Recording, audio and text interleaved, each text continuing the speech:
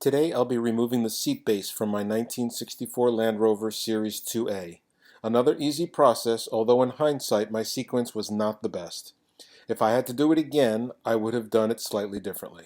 For this step, I recommend the following tools. Randy's doors and her hardtop have already been removed. The next step is to remove her floor panels and gearbox tunnel cover. Randy's floor panels and tunnel cover were not screwed down, but if they were, these screws would need to be removed. The floor panels lift away easily. Before I could lift away the gearbox tunnel cover, I needed to unscrew the yellow knob attached to the four-wheel drive lever and lift and remove the dust cover from the gear shift lever. Next, the 3 seat cushions are slid forward and lifted away, and the 2 seat bases are unlatched and removed.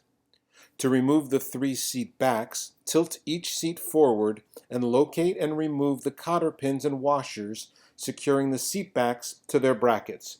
Gently pry the bracket away from the seat back so the pivot rod is clear and lift the seat backs away.